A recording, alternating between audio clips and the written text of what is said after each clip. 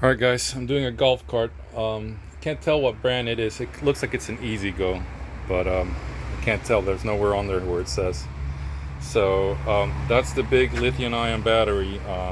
No 12 volts anywhere on there. You get 52 volts right there at the terminals. Should be right there. 52 volts. So the only place I found where I could work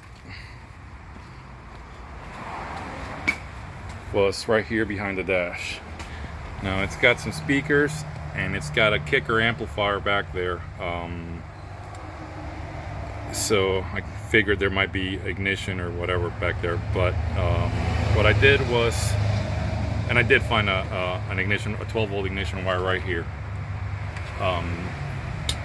What I did is I had to take this panel off, then a couple of screws at the bottom, and this slid enough so where I can get to some of the wires.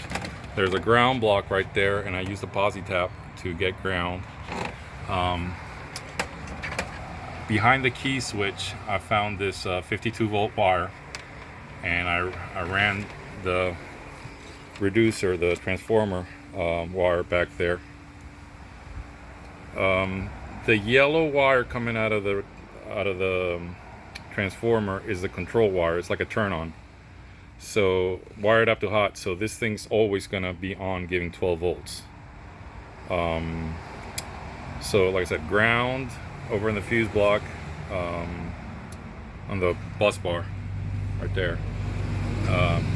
Constant goes over here, 52 volts.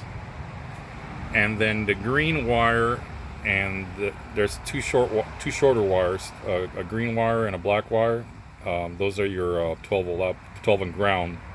Like I said, they'll be a little shorter. They're probably about 10-12 inches, and that's where I hooked up the tracker then. So that's the shorter black wire, 12 for the 12 volt, but ground, and the green wire.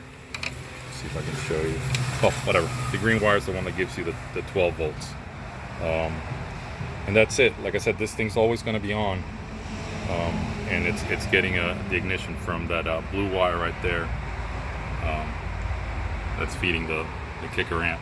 Hopefully, the next ones we do are also have some kind of a 12 volt system that we can attach a 12 volt ignition to. And that's it.